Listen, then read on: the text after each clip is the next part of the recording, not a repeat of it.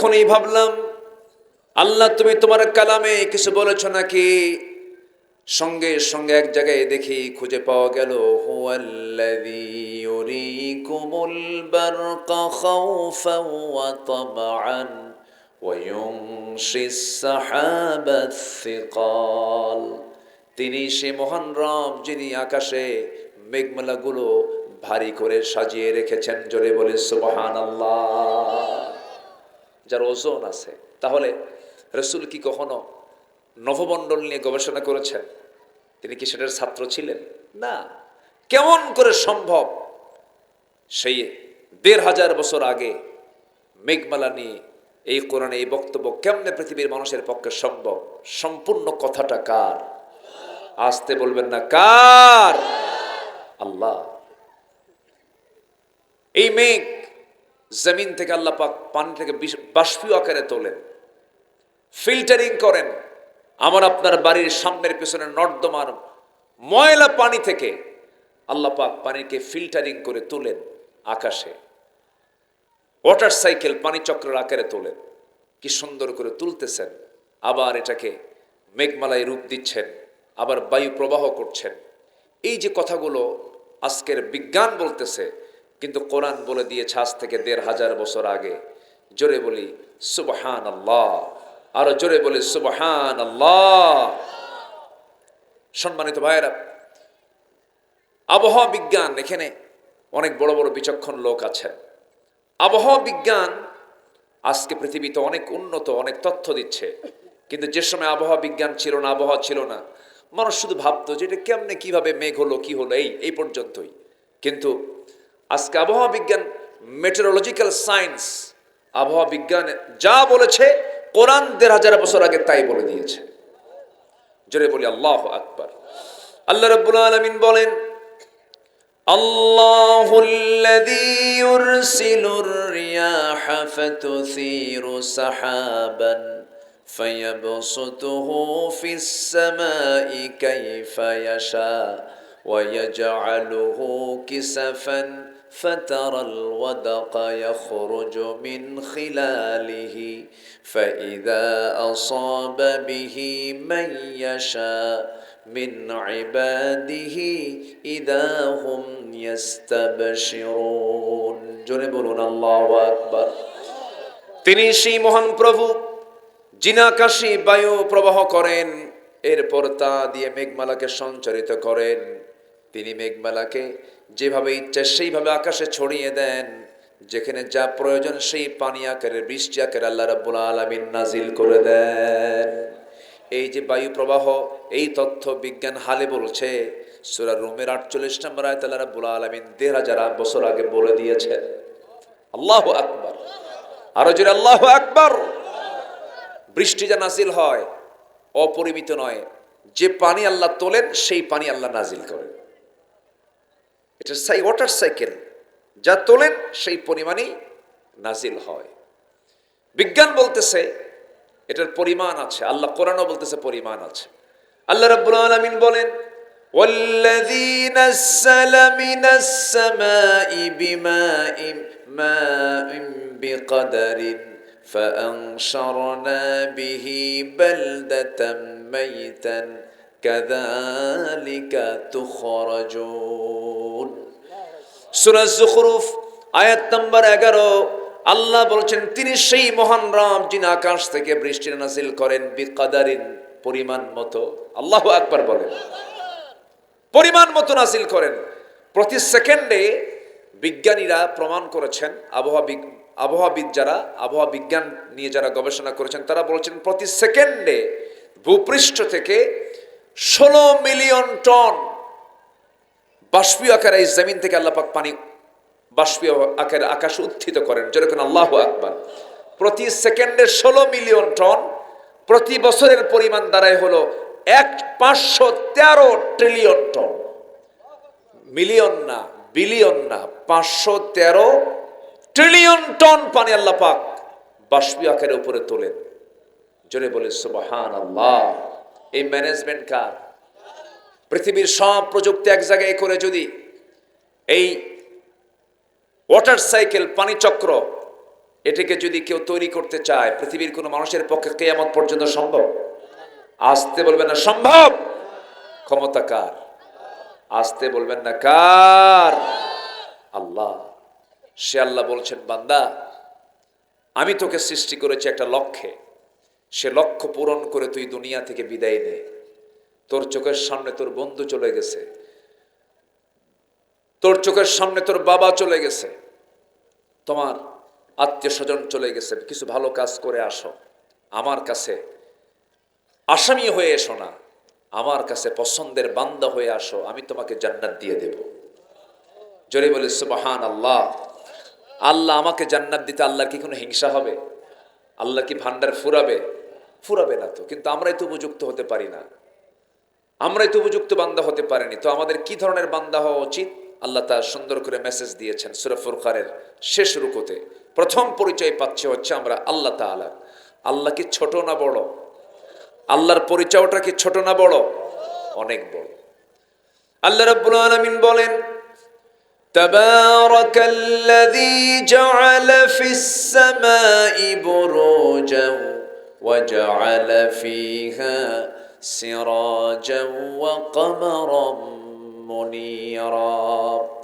অতীব বরকতময় সেই মহান প্রভু, যিনি আকাশে অসংখ্য বুরুজ গ্রহরাজি সেখানে রেখে দিয়েছেন এবং সেখানে আকাশে রেখেছেন প্রদীপ্ত সূর্য এবং আলোকিত চাঁদ।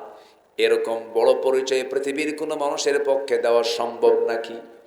কেউ কি এমন পরিচয় দিতে পারবে? আকাশের মালিক একজন, জমিনের মালিক একজন, সূর্যের মালিক একজন, চন্দ্রের মালিক একজন। তিনি কে? আসতে বলবেন না তিনি কে? আল্লাহ। তিনিই তো অহংকার করবেন, কিন্তু অহংকার বান্দার মধ্যে ঢোকে মাঝে মাঝে। দেখেন না, ছাত্ররা কইল আমাদের বৈষম্য দূর করতে হবে, কোটা বাতিল করতে হবে, এগুলো কোটা রাখা যাবে না। নেত্রী বললেন রাজাকারের নাতিপুতিরা চাকরি পাবে, বলছে না? হ্যাঁ, এটা কি বিনয়ের কথা না অহংকারের কথা? বলেন বলেন বলেন। রাজাকার 56, 53, 54 বছর পরে এসেও রাজাকার। হ্যাঁ, নাতিপুতিরা হয়ে গেছে, এখনো রাজাকার তোকমা দিচ্ছেই। জনগণ গেলে নাই, শেষে জনগণ নিজেই কয় আমি কে তুমি কে। হ্যাঁ, বহু কিছু করেছেন আপনারা, বহু কিছু করেছেন। আলেমকে মাহফিল স্টেজ থেকে ধরে নিয়ে মামলা দিয়েছেন। কিছু কথা তো বলতে হবে আমাদের, বলার দরকার আছে না নাই? বহু কিছু। 16 বছর এই সেই না, ফেরাউন বেঁচে ছিল 1600 বছর আর এরা ছিল 16 বছর। সংখ্যার মিল আছে কিন্তু। হ্যাঁ, চরিত্র যে এক, চরিত্র এক। হ্যাঁ, এই তো লেডিস ফেরাউন একজন কইছে। ওই যে চেয়ারে বসছিল, হ্যাঁ ওই যে চেয়ারে সুপার গুলো আটা দিয়া, ওটা উঠি নাই। কিছু কিছু মুরব্বীদের মুখ থেকে কথা বেরই হয়ে গেল। মুরব্বীরা বললেন বুঝতে পারছি, না মরা পর্যন্ত উপায় নেই। বলছে না, বলছে না মুরব্বীরা? কত কি হয়ে গেল। মাঝে মাঝে দাদি নানিও ভোট দিয়ে গেল, জানেন না আপনারা? মরা মানুষ ভোট দিয়ে গেছে না মাঝে। হ্যাঁ, পাবনার এক ভক্ত আমার বলে, হুজুর আমি ভোটের দিন কবরস্থানের সামনে দাঁড়ায় আছি, আমার দাদি কখন উঠবে। কথা বোঝেন নাই? যা করেছে এরা, বহু কিছু করেছে। সম্মানিত বন্ধুগণ, আল্লাহ পাক একটা প্রাণীর উদাহরণ দিয়েছেন কোরআনে, মিসাল দিয়েছেন মশা। মশা আছে না? সূরাতুল বাকারা আয়াত নম্বর 26। আল্লাহ পাক মশার উদাহরণ দিয়ে অনেক কিছু বুঝিয়েছেন। এই সমস্ত উদাহরণে কেউ হেদায়েত পায়, কেউ পথভ্রষ্ট হয়। মশা যখন খায় তখন হুঁশ থাকে না, খেতে বসে না। আগে এমনি বসে না, কিন্তু আগে অজ্ঞান করে। অজ্ঞানকে কি বলে? হ্যাঁ হ্যাঁ, অ্যানেস্থেসিয়া। হ্যাঁ, আহারে অসুস্থ, আল্লাহ তুমি তাকে সুস্থ করে দাও। জি, দেখেন একটা হসপিটালের কিন্তু মালিক, এত বড় তার প্রতিষ্ঠান, আজকে তার একটা সাইড তার প্যারালাইসিস হয়ে আছে। এটাই দুনিয়া, এটাই দুনিয়া, এটাই বাস্তবতা। আল্লাহ তুমি আমার মুরব্বীকে সুস্থ করে দাও। জোরে বলি আল্লাহুম্মা আমিন, আরো জোরে আমিন। জি, বসেন। তো মশা যখন পড়ে কোথাও আগে কি করে? অবশ করে। আগে কি করে? অবশ করে। সলিমুদ্দিন টের পাবি? টের পাওয়ার সুযোগ নাই, তো আমি আগে অজ্ঞান করছি। এবং আলোতে কম খায়, অন্ধকারে বেশি খায়। অন্ধকারে বেশি খায় যেন না দেখে আমারে। বসে খায়। বেশি খাইলে ওর হায়াত কমে না বাড়ে? হ্যাঁ, বেশি খাইলে কমে না বাড়ে? কমে। 16 বছর এটা কম খাইছে না বেশি খাইছে? শেষ। কি কথা বল? শেষ। খাইছে বেশি, মরছে তাড়াতাড়ি। একদম সোজা দিল্লি গিয়ে পড়ছে। গোড়ায় নাড়া দেব, গোড়ায় নাড়া দেব, মামু বাড়ি দিল্লি গিয়ে পড়বা। আল্লামা সাইদি, কত আগের কথা এটা, 25 বছর আগের কথা, আজকে বাস্তবে রূপ নিয়েছে। আল্লাহু আকবার বলেন। এজন্য বেহিসেবি খাওয়া যাবে না। শকুন তো গরু খায়, মরা তো বেহিসেবি খায়। বেহিসেবি খাওয়া যাবে না। আমার দেশকে কোনো কৃষক পিছায় দেয়নি, আমার দেশকে কোনো শ্রমিক পিছায় দেয়নি, আমার দেশকে কোনো প্রবাসী পিছিয়ে দেয়নি। প্রবাসীরা যুদ্ধ করে রেমিটেন্স পাঠায়, কৃষকরা মাঠে খেটে কালো হয়ে দেশকে আগায় দেয়, শ্রমিকরা গার্মেন্টসে শ্রম দিয়ে জীবনকে তামা বানায়া দেশকে আগায় দেয়। আর দেশকে পিছায় দিল কারা? ওই শিক্ষিত নামের কলঙ্ক কিছু কলম চোরেরা। ঠিক কিনা? শিক্ষার ফলাফল এটাই আজকে আমার দেশে। আচ্ছা, একটা প্রশ্ন করব, বলুন তো, আজকে তালাকের পরিমাণটা বেড়েছে, বলেন তো অশিক্ষিত সমাজে বেশি না শিক্ষিত সমাজে বেশি? তাহলে শিক্ষা কইরা যদি পরিবারই জাহান্নাম হয়, ওই শিক্ষা দিয়ে করবেন কোন কসু? কি ঠিক কিনা? আজকে মূর্খ পরিবারের তালাক নাই, শিক্ষিত সমাজে আজকে তালাক বেড়ে গেছে। যে নায়ক নায়িকাগুলো অভিনয় করে, একটার সংসারও নাই, ওরা অভিনয় করে, বুঝলেন না? অভিনয় করে, অভিনয় করে বলে তোমার এরকম হও, তাদের জীবনেই জীবন না। এজন্য সুখ শান্তি কোথাও পাবেন না। সুখ শান্তি খুঁজতে হলে এখানে আসতে হবে, এখানে সুখ পাবেন, শান্তি পাবেন। দাদিরা কোরআন তেলাওয়াত করেছেন, অসুখ হয়নি কখনো। ভাবিরা কোরআন পড়ে না, কোমর নড়ে না, সিফে পড়ে থাকে। ঠিক কিনা? এই জন্য রাখবো, জোরে বলি ইনশাআল্লাহ। সব তো চলেই যাব আমরা একদিন। তো মশা বেশি খাইলে, তার উদাহরণ ঠিক আছে না নাই? 4টা কারণ বলবো আমি। দেখেন মশাকে আল্লাহ পাক কেন নিয়ে এসেছেন এখানে। আল্লাহ রাব্বুল আলামিন বলেন, ইন্নাল্লাহা লা ইস্তাহি আন ইয়াদরিবা মাসালাম মা বাউদাতান ফামা ফাওকাহা ফাআম্মাল্লাযীনা আমানু ফায়া'লামুনা আন্নাহুল হাক্কু মির রাব্বিহিম وأما الذين كفروا فيقولون ماذا أراد الله بهذا مثلا جربوا الله أكبر الله أكبر। এই মশা যখন কামড় দেয়, আচ্ছা একটা প্রশ্ন করব, বলুন তো, মশা আমরা ভয় পাই, মশাকে আমরা ভয় পাই না মশা আমাদেরকে ভয় পায়? কে ভয় পায়? মশা ভয় পায় আমাদের দেখে। তা মশারি টাঙ্গায় কে? মশা টাঙ্গায় কে? টাঙ্গায় আমরা কি মজবুত প্রাণী যে মশা শুদ্ধ আমাদের ভয় লাগে। আর সেই মানুষ কি অহংকার দেখায়? সেই মানুষের কি অহংকার, মশার ভয়ে জেলে থাকি রাত্রেবেলা। মশারি একটা জেল না কন্ত? মশারি টাঙ্গাতে নিয়ে কিন্তু স্বামী বউ মাঝে মাঝে গন্ডগোল লাগে, আমার বাড়িতেও লাগে। একটু বললাম, একটু খোলামেলা একটু বললাম মজা করার জন্য। মশারি টাঙ্গান তো একটা বিরক্তিকর না? প্রত্যেকদিন লাগাও, এই তুমি লাগাও, এই তুমি লাগাও, এরকম লাগে মাঝে মাঝে। তো এই যে মশারি আপনি টাঙ্গাচ্ছেন কেন? মশার কামড়। এই মশা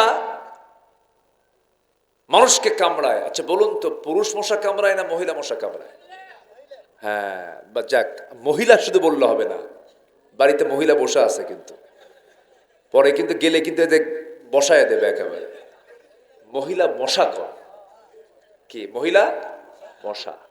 মহিলা কামড়াবে কেন? আপনারা কামড়াইছে কোনোদিন? আচ্ছা, মহিলা মশা ভুল বলা যাবে না তো, না? আচ্ছা বলুন তো, বউকে দেখে ভয় করেন না আপনারা? কেউ কিছু কয় না। এই চাচা খন বউ দেখে ভয় লাগে না? ওই দেখেন কি হবে, এরকম করতেছে। উপায় নাই তো, বউ দেখে যে পুরুষ ভয় করে না, ওর সংসারই হবে না। আল্লাহ পাক কি কি মোহাব্বত রেখে দিয়েছেন। এটা হচ্ছে মোহাব্বতের ভয়। কিসের ভয়? মোহাব্বতের ভয়। এটা থাকতে হবে। যদি বউকে স্বামী পাত্তা না দেয়, সংসার হবে না। আবার বউ যদি স্বামীকে পাত্তা না দেয়, সংসার হবে না।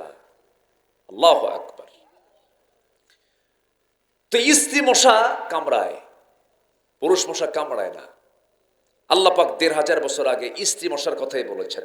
মাসালাম্মা বাউদাতান বাউদাতান, স্ত্রী মশা কামড়ায়। আল্লাহু আকবার বলেন।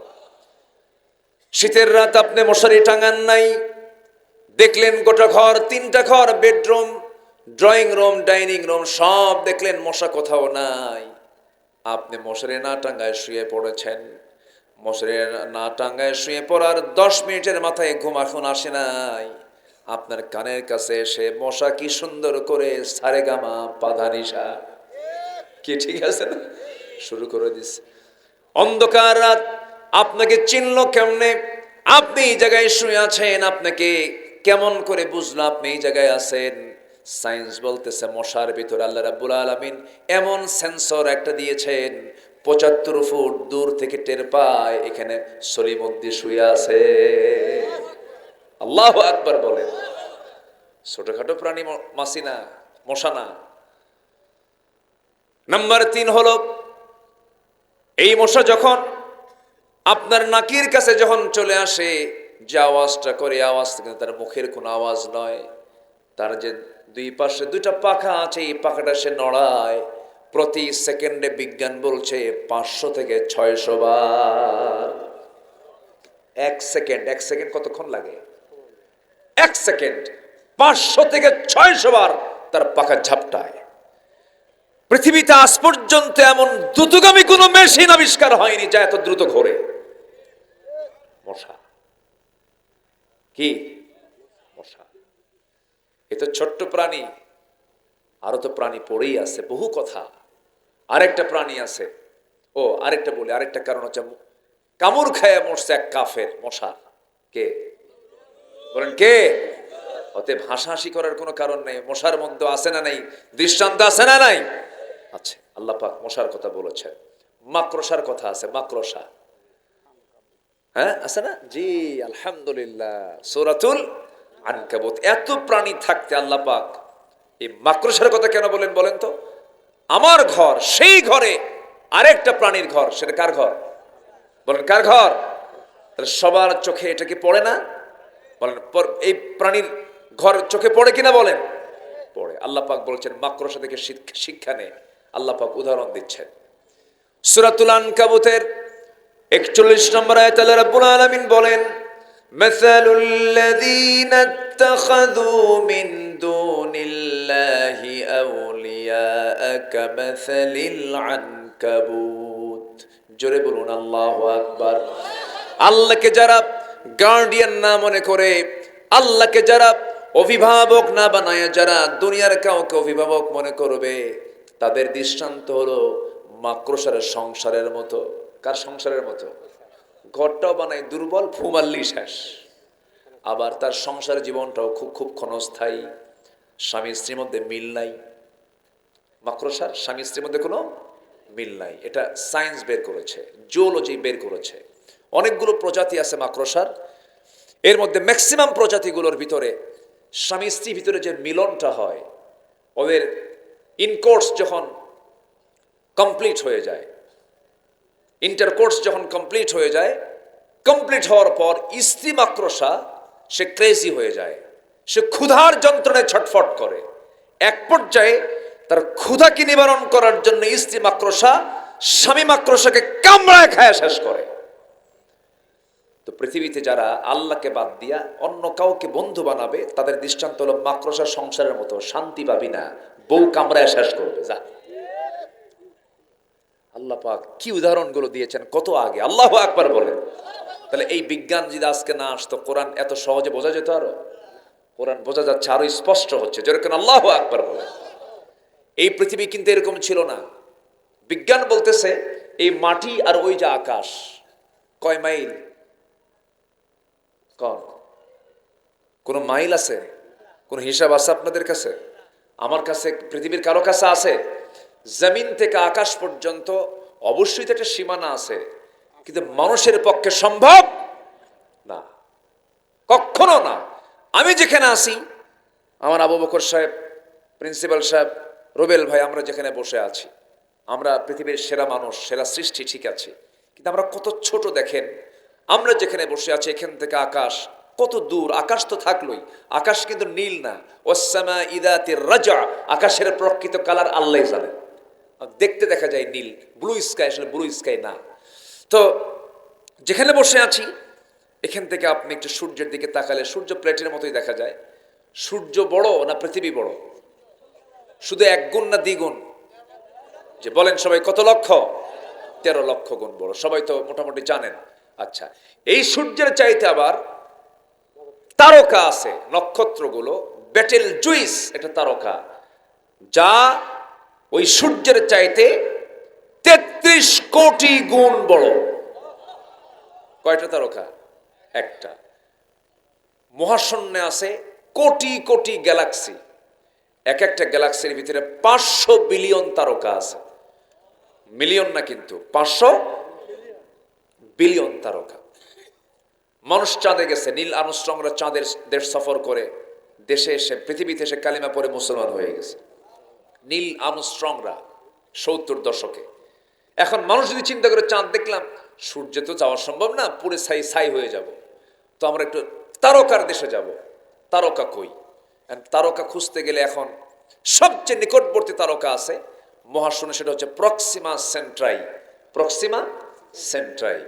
এই প্রক্সিমা সেন্ট্রাই যদি কেউ যাওয়ার ইচ্ছা পোষণ করে, এই দুনিয়া নামক এই ছোট্ট জায়গা থেকে যদি কেউ যেতে চায়, ওই তারকার দেশে যেতে, পৃথিবীর সবচেয়ে নিকটবর্তী তারকার দেশে যদি যেতে চায় কেউ, দুনিয়ার কোনো যানবাহন চলবে না, কপ্টার চলবে না, বিমান চলবে না। তার যাওয়ার জন্য যদি সে ইচ্ছা পোষণ করে, অন্তত তার নভোযান লাগবে। নভোযানের লেটেস্ট ভার্সন হলো বর্তমান দুনিয়াতে অ্যাপোলো 11, যার ঘন্টার গতি হলো 39,000 কিলোমিটার। 39,000 কিলোমিটার বেগে যদি কেউ ওই নভোযানে চলে যদি রওনা দেয়, ওই তারকার দেশে চলে যাবে, পৃথিবীর সবচেয়ে নিকটবর্তী তারকার দেশ।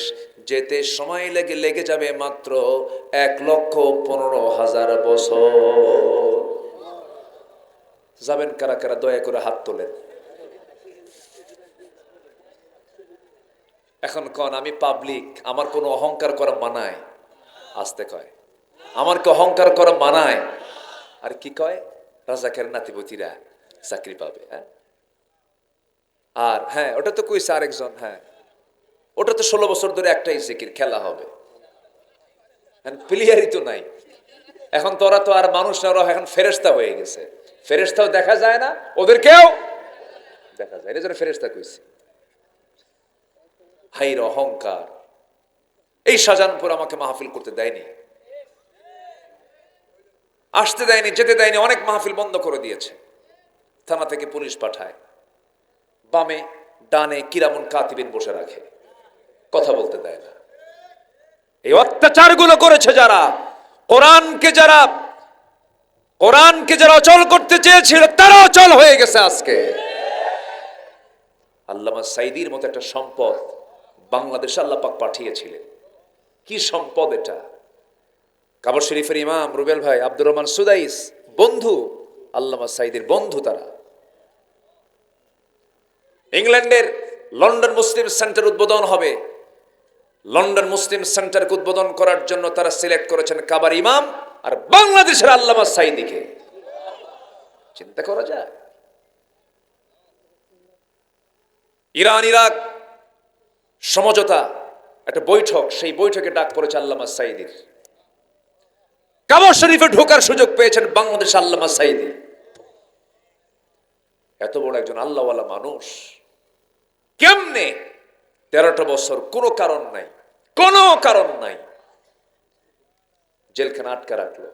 শেষমেশ তাকে সেখান থেকে বের করে দিল্লির প্রেসক্রিপশনে হসপিটালে চিকিৎসার নাম করে পয়জনিং করে তাকে শহীদ করা হয়েছে। আমরা তাফসীর মাহফিলের এই প্ল্যাটফর্ম থেকে সুস্পষ্ট ভাষায় জানান দিতে চাই, আল্লামা সাঈদীর খুনের সাথে যারা জড়িত অবিলম্বে তাদেরকে চূড়ান্ত শাস্তি নিশ্চিত করা হোক। এই মতের পক্ষে রাজি আছেন কারা কারা? হাত উঁচু করে দেখান মুসলমান।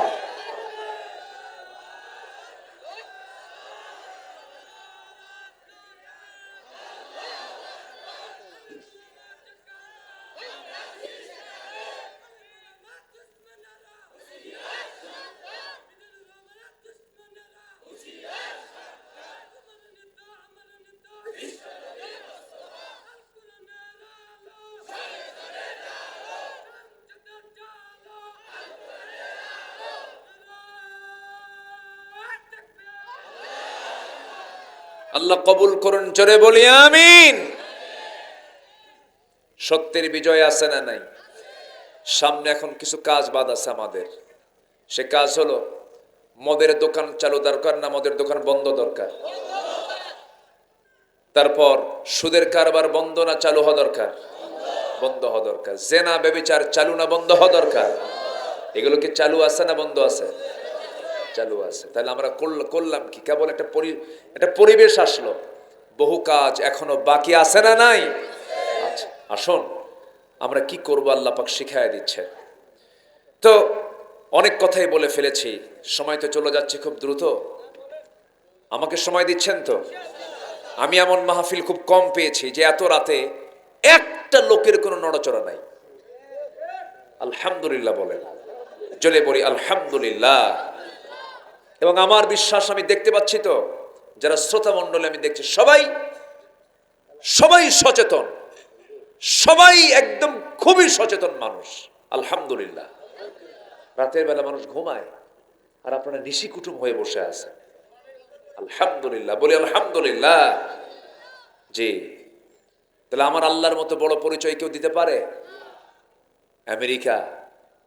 আমেরিকা ফিলিস্তিনকে জ্বালাইছে কয়েক মাস আগে, আগুন দিয়ে জ্বালায় দিছে, খালি বম্বিং করে উড়ায় দিতে যাচ্ছিল। আল্লাহ বলতেছে থাম, আমি পাঠালাম ক্যালিফোর্নিয়া, লস অ্যাঞ্জেলস, দাবানলে জ্বলতেছে। আসতে কান কেন? আল্লাহর মায়ের প্রযুক্তি তাদের কম না, সব প্রযুক্তি ফেল। দুনিয়ার আকাম কুকাম করা লোকগুলো ওই লস অ্যাঞ্জেলসে থাকতো। হলিউডের নায়ক নায়িকা, দুনিয়ার আকাম কুকাম জেনা ব্যভিচার যেগুলো হতো সব ওই জায়গায় থাকতো। আল্লাহকে থাম, একটু পাঠাই দিছেন, পাঠায়া সব পুড়ে ছাই। আগামী 10 বছরেও আমেরিকা অর্থনৈতিকভাবে কোমর সোজা হয়ে দাঁড়াতে পারবে না। এত বড় ক্ষতি।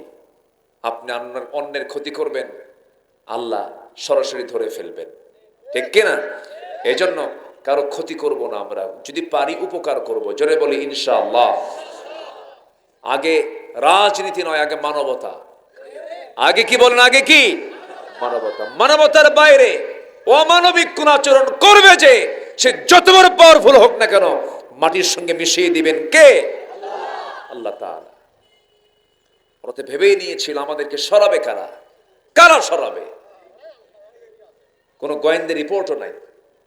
ডিজেফআই বলেন, এসবি, এনএসআই, দেশের বিদেশি যত সংস্থা আছে সব, তাস, এনা, সিনহুয়া, রয়টার্স, পৃথিবীর কোন মিডিয়ার কাছে এই ধারণা ছিল না যে 5ই অগাস্টে এই পরিবেশ তৈরি হবে।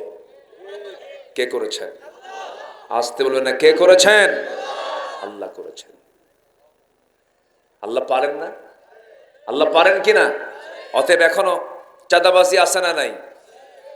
চাঁদাবাজি যারা করছেন শিক্ষা নেন, শিক্ষা নেন, কিন্তু না হলে আপনিও বিপদে পড়ে যাবেন, আপনিও বিপদে পড়ে যাবেন। আপনাকেও একদম এক ধমকিতে আরেক জায়গায় পাঠিয়ে দিবে। এই জন্য ভালো কিছু করব আমরা, জোরে বলি ইনশাআল্লাহ। তাহলে প্রথম পরিচয় পাইলাম কার?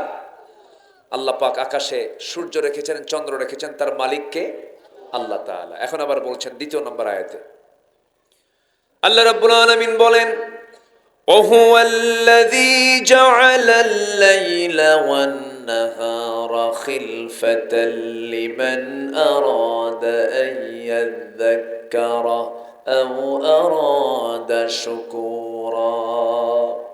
তিনি সেই মহান প্রভু যিনি রাতের মধ্যে দিন ঢুকান, দিনের মধ্যে রাত ঢুকান, খিলফা করে দিয়েছেন, খিলফাতান আল্লাহ পাক স্থলাভিষিক্ত করে দিয়েছেন। এখন শীতের রাত গরমের দিনের চাইতে রাত এখন ছোট না বড়? বড়। শীতের রাতটা লম্বা করলেন কেন বান্দা? ঠান্ডায় তোর অসুখ হয়ে যাবে, নিউমোনিয়া হবে, অসুস্থ হয়ে যাবে, কষ্ট হবে তোর। এই জন্য রাতকে 14 ঘন্টা বানায় দিলাম, দিনকে 10 ঘন্টা করে দিলাম, বান্দা যেন তোর মুখ থেকে আমার প্রকাশ পায় নাম আলহামদুলিল্লাহি রাব্বিল আলামিন। আল্লাহু আকবার। পৃথিবীর কারো এই ক্ষমতা আছে? রাতের মধ্যে দিন ঢুকানো, দিনের মধ্যে রাত ঢুকানো, এমন ক্ষমতা কারো আছে? না, কিচ্ছু না। পৃথিবীর কোনো মানুষের কাছে কোনো পাওয়ার নেই। পাওয়ার মূলত কার কাছে? আল্লাহর কাছে। কিন্তু বান্দা মাঝে মাঝে বোঝে না, মাঝে মাঝে কয় আল্লাহ ওর ঘরে 3টা ছেলে দিলা, আমার ঘরে 3টা মেয়ে দিলা, তোমার কি চোখ কানা? হ্যাঁ, একটু কম বেশি করে একটু হিসাব টিসাব করে দিলেই তো হয়ে যেত। দেখছেন ওর চিন্তা, দেখেন খালি নিজের চিন্তা। কিন্তু আমার আল্লাহর চিন্তা কি ওই সলিমুদ্দিনের মতো চিন্তা? আল্লাহ কাকে কি দেওয়া লাগবে, কাকে ছেলে দিতে হবে, কাকে মেয়ে দিতে হবে, কাকে কি দেওয়া লাগবে না, কাকে দুটোই দিতে হবে কিনা, সব সিদ্ধান্ত কার? বুদ্ধি থাকলেই টাকা পয়সা হয়? বলেন, বুদ্ধি থাকলে কি টাকা পয়সা হয়? গ্রামের মধ্যে কিছু বুদ্ধিজীবী আছে, দারুণ বুদ্ধি, ভাত পায় না। এই আছে না নাই বলেন তো? হ্যাঁ আছে না? এত বুদ্ধি, ভাত পায় না। আবার দেখবেন সাধারণ মানুষ বুদ্ধি নাই, খুব কম বোঝে, সম্পদ খাইয়া শেষ করতে পারে না। আছে না নাই? আচ্ছা, এই জন্য বুদ্ধি দিয়ে সবকিছু হয় না, শুকরিয়া আদায় করতে হয় কার? আল্লাহ। টাকা দিয়ে কি সবকিছু হয়? টাকা দিয়ে যদি সবকিছু হতো, সালমান এফ রহমান কই গেছে? না না, জেলখানায় তো যায়, ভালো মানুষও যায়, কিন্তু অবস্থাটা দেখছেন আপনি? হ্যাঁ, ব্যারিটা কাটলো কেমনে দেখেন? হ্যাঁ, জাতি সব একদম, ওরা চাইছে আলেমদেরকে উলঙ্গ করতে, আল্লাহ ওদেরকে ন্যাংটা করে ছাড়ছে, একদম ন্যাংটা করে ছাড়ছে। পালাবে কই? টাকা দিয়েও কাম হচ্ছে না, হাজার হাজার করে টাকা, টাকাও কোনো কাম না। শেষ পর্যন্ত দাড়ি কাটা, মাথার চুল কালো বানায়া, পাঞ্জাবি পায়জামা খুইলা, গেঞ্জি আর লুঙ্গি পইরা, আইন মন্ত্রীকে সাথে নিয়া নৌকায় চড়ছে। আবার কি কথা বোঝেন নাই? আবার যখন চড়ছে আর উপায় না, আর নৌকা ফেরে না, কোস্টগার্ড ধরে ফেলে বলে, স্যার চিনছি, আপনি আইনমন্ত্রী না, চলেন থানায় চলেন। আইনমন্ত্রীকে আমি কি একা আসছি? আমি তো জামাতের সাথে আসছি। কই এখানে আবার জামাত কই হলো? কই যে বসে আছে, কে মাথার চুল কালো, মুখে দাঁড়িয়ে নেয় লোকটাকে, কোটাই দরবেশ।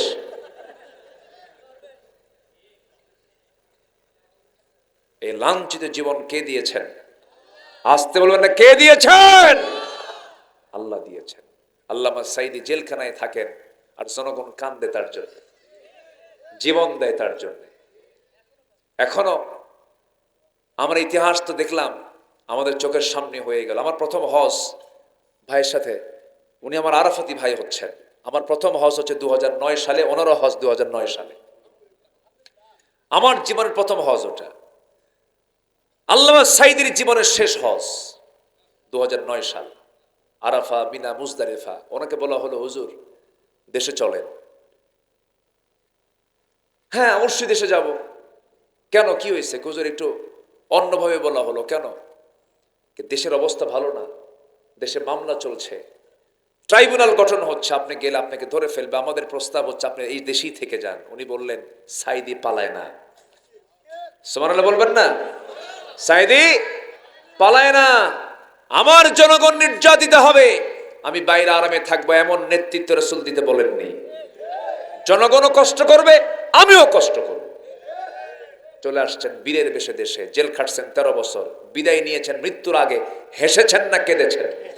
হেসেছেন। চিন্তা করেন, তাহলে আলেমরা পালায়, হাসিনা মুক্তিযোদ্ধা পালাইছে, রাজাকাররা দেশেই আছে। হ্যাঁ, সম্মানিত বন্ধুগণ, আমাদেরকে রাজাকার বলে 16 বছর গালি দিয়েছে ওরা, একটাও পাকিস্তানে যায় নাই, সব এরা দিল্লি যায় বসে আছে।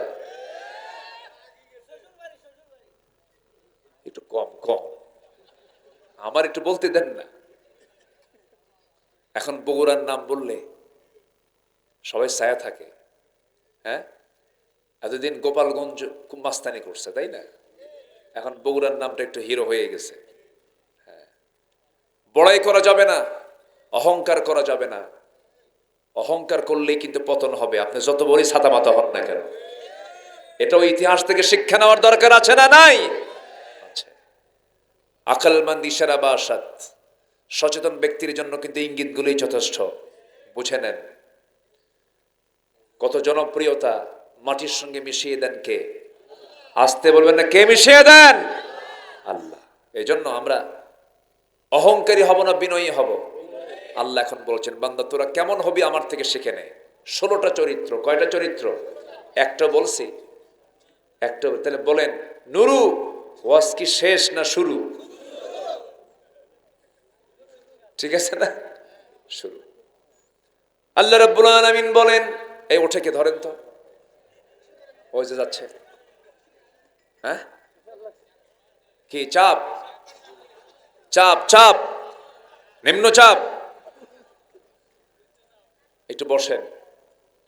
হ্যাঁ, এত রাতে তো একটু কষ্ট হচ্ছে আপনাদের, কষ্ট দিচ্ছি আপনাদের, আমি যেন কষ্টের কারণ না হই। সারা রাত জানাজা সহ একেবারে আসছেন বৌথুইয়া না, এটা তো জায়েজ নাই।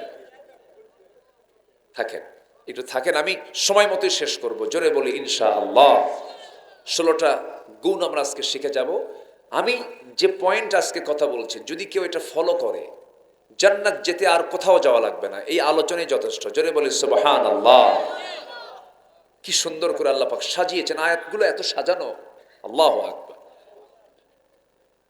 আল্লাহ রাব্বুল আলামিন বলেন, وعباد الرحمن الذين يمشون على الأرض هونا وإذا خاطبهم الجاهلون قالوا سلاما।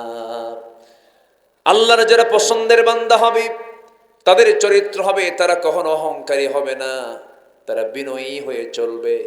অহংকার হচ্ছে আল্লাহর চাদর। অহংকার করার একমাত্র, কেবলমাত্র, শুধুমাত্র যোগ্যতা কার? বান্দার অহংকার মানায় না। তুমি কিসের অহংকার করো? তোমার জন্ম কি দিয়া? কিসের মাটি দিয়া? মাটি তো ঠিকই আছে, জন্ম তো 1 ফোঁটা পানি থেকে, 1 ফোঁটা পানি থেকে, যার ফলাফল হলো ফরজ গোসল করতে হয়। 1 ফোঁটা পানি থেকে তোমার জন্ম। অহংকার কিসের তোমার? কিসের অহংকার দাও? কিসের বাহাদুরি দেখাও তুমি? আল্লাহু আকবার। বান্দার অহংকার আল্লাহ পাক কখনো মানেন না। না, অহংকার তুমি দেখাবে না। তুমি একটা মানুষ, তুমি আমার সৃষ্টি, তুমি বিনয়ী হয়ে চলবে। মানুষ মানুষকে পাত্তা দেয় না, মানুষ মানুষের সঙ্গে অহংকার করে, এগুলো কখনো করা যাবে না। আমার বন্ধুগণ, আমার নবীর মতো মানুষ, বিশ্ব নবী, প্রত্যেক মানুষকেই তিনি সম্মান দিয়ে কথা বলতেন। ছোট বড়, ধনী গরিব, সব নবীর কাছে সমান ছিল। তার বড় প্রমাণ হলো, নবীর 2টা মেয়ে 2 জায়গায় বিয়ে দিয়েছেন। একটা মেয়ে জামাই ছিল সবচেয়ে ধনী ওই মক্কার, আবার একটা জামাই ছিল সবচেয়ে গরিব ওই মক্কার। আল্লাহু আকবার বলেন। ব্যালেন্স করেছেন। আবার তিনি বিয়ে করছেন গরিব না ধনী? ধনী। ধনীকে বিয়ে করছেন কি নিজের পকেট পুরা করার জন্য না। খাদিজাকে বিয়ে করলেন, যা আসলো খাদিজা বললেন আমার স্বামী আপনাকে সব দিয়ে দিলাম। রাসূল বললেন আমি সব ইসলামকে দিয়ে দিলাম, যা। যেরকম সুবহানাল্লাহ, সব উদার চিত্তে দিয়ে বাড়িতে এসে না খেয়ে আসেন রাসূল। আল্লাহু আকবার। আমার নবীজি মেয়েকে বিয়ে দিলেন। জামাই ওসমান সবচেয়ে ধনী একজন সাহাবী ছিলেন, সম্পদ কখনো ফুটতো না। নবীর কাছে একদিন এসে বলছেন হুজুর আপনি আমার জন্য দোয়া করুন, আমি যেন গরিব হয়ে যাই। আচ্ছা, এরকম দোয়া কি কোনো ধনীরা চায়? আমার কাছে তো কেউ চায় নাই কোনোদিন, হুজুর আপনি দোয়া করেন আমি যেন ফকির হই।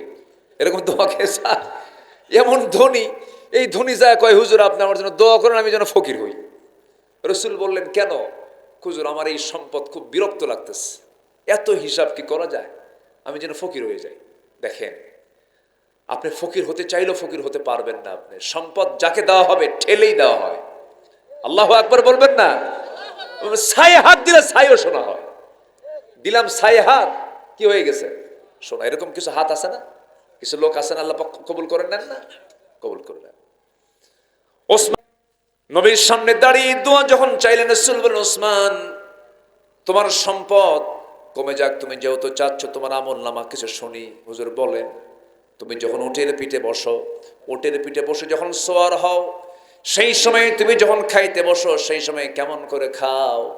হুজুর আমি যখন উটের পিঠেও বসে খাই, উট চলতেছে চলমান, ওই সময় যদি আমার হাত থেকে যদি একটা যদি দানাও যদি জমিনে পড়ে যায়, উটটাকে বসায় নিয়া উট থেকে নেমে ওই দানাটা তুলে ওই দানাটা ধুয়ে এরপর আমি তা খেয়ে নেই। রাসূল বলছেন ওসমান দোয়া করো, কাম হবে না, যাও তোমার সম্পদ বাড়বেই। আল্লাহু আকবার বলেন। যাও তোমার সম্পদ কমবে না। তাহলে সম্পদ হলে কি খারাপ কিছু? আসতে কয় সম্পদ হলে কি খারাপ কিছু? আচ্ছা বলেন তো, টাকাগুলো কি ওই চোরদের হাতে দরকার ছিল, থাকে না ভালো লোকের হাতে দরকার ছিল? আজকে যদি টাকাগুলো যদি ভালো লোকের হাতে থাকতো তাহলে দেশের অবস্থা কি এরকম হতো? তাহলে অতএব টাকা পয়সা হওয়া দরকার খারাপ লোকের না ভালো লোকের? এই তাহলে এখন রং কনসেপ্ট, খালি ফকির হওয়া ইসলাম না। ইসলামের ফলাফল হলো সমৃদ্ধশালী হওয়া। আল্লাহু আকবার বলেন। ধনীকে অনেকে অ্যাঙ্কার করে, ধনী মানুষকে গারে, ধনী মানুষ আল্লাহ রসুল গরিব ছিল, ভুল কথা, এগুলো ভুল প্রচার করে। এগুলো সব 10 জন জান্নাতের সংবাদ পেয়েছেন, 10 জন সাহাবী, এর অধিকাংশ সাহাবী ছিলেন মিলিয়নার বিলিয়নার। আল্লাহু আকবার বলেন। আপনি অর্থ ছাড়া আপনি কেমনে চলুন, ইসলামকে আপনি আগাবেন কেমনে? কি দরকার আছে না নাই? আচ্ছা, অতএব ধনী মানুষ ইসলামের জন্য প্রতিবন্ধক নয়, সে যদি ইসলামকে মেনে চলে। আবার ফাতিমাকে বিয়ে দিবেন, ধনী ধনী সাহাবীরা সব প্রস্তাব নিয়ে আসে। রাসূল বললেন একটাও এলাও না, আমার যাও তোমরা। সাহাবী হলেও এলাও না। রাসূলের পছন্দের লোকটা এখনো আসতেছে না। রাসূল বললেন আমার পছন্দের লোক এখনো আসে নাই। কিছুক্ষণ পর সাইয়েদনা আলী এসে বলছেন হুজুর আমি দাঁড়াইছি, কি তুমি কি আমার মেয়েকে বিয়ে করবা? হুজুর দিলে করবো। সুবহানাল্লাহ বলবেন না? সাহস পাচ্ছেন না, ঘর নাই, বাড়ি নাই, টাকা নাই, পয়সা। রাসূল যেন কি করেন তার মেয়ে। আমার রাসূল বললেন ফাতিমা, ওরে আলী আমার মেয়েকে বিয়ে করবা, তোমার কাছে কিছু আছে নাকি? হুজুর থাকবে আর কি, এই যে তরবারি, এই যে ঢাল, তাছাড়া কিচ্ছু নাই। রাসূল বললেন যাও ঢাল বিক্রি করে আসো, ঢাল বেচার টাকাই হবে আমার মেয়ে ফাতিমার বিয়ের মোহরানা। আর এখন আজকের মেয়ের বাপেরা কি ডাকাত দেখছে? এই যুবকরা কব তোমাদের পক্ষে একটু কথা কই, বলার দরকার আছে না নাই? মেয়ের বাপরা কিছু ডাকাত আছে, বলে যে 20,30,303 টাকা মোহরনা ধার্য করিয়া, তোর মধ্যে নাকফুল বাবদ 303 টাকা পরিশোধ করিয়া, বাকি টাকা ফাঁকি দিয়া। অত টাকা তো ফাঁকি দেবে, অত টাকা তো ফাঁকি হয়, যা পারবে তাই দেবে। বাপদের চিন্তা কি জানেন? যদি সংসার না হয়, দেখেন বিয়ার আগে সংসার যদি না হয় তো ব্যস্ত লাগবেই তোর। কে যুবকরা ঠিক কিনা? তোমাদের পক্ষে কথা বলতেছি। বিয়ে শাদী করো তাড়াতাড়ি। যে সমাজে বিয়েটা কঠিন আর জেনাটা সহজ, বড় বিপদ, এটা বড় বিপদ। এজন্য আমরা সমাজে জেনা সহজ করতে চাই না বিয়ে সহজ করতে চাই? বিয়ে। বিয়েটা সহজ করতে হবে। অনেক যুবকরা বিয়ে করতে চায়, বাপরে বলে আব্বা বিয়ে করান। কিসের বিয়ে রে? নিজের পায়ে দাঁড়া, ও কি অন্যের পায়ে দাঁড়ায় আছে নাকি? কি ঠিক আছে না? কামাই করতে করতে 50 বছর হয়, তাও বিয়ে হয় না। 50 বছর পরে বিয়ে কইরা 60 বছরের বাপ হয়, 65 বছরে বাচ্চা নিয়ে রাস্তায় হাঁটে। জনগণ কয়, এই ছেলে এটা তোমার দাদা না নানা? কি বাস্তব কথা, আমার দাদারাই ভালো ছিল। তোমার পড়তে আর ব্যবসা করতে যদি বুড়া হওয়া লাগে, ওই পড়ার ব্যবসা দিয়ে তুমি করবা কোন কসু? ঠিক কিনা? ইসলাম কত সুন্দর স্ট্যান্ডার্ড দিয়েছে। রাসূল বিয়ে করেছেন 25 বছর বয়স। আল্লাহু আকবার বলে।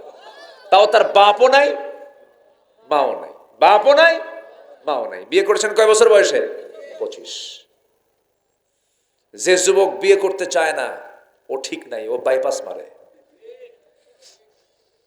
এই কি যুবকরা, ঠিক আছে না? ঠিক না? মনের মতো কথা কয়ে দিলাম। বাপকে যে ডাইরেক্ট কবা যে আব্দুল আলামিন আসছিল, এই কথা বলে তাড়াতাড়ি বিয়ে করাও।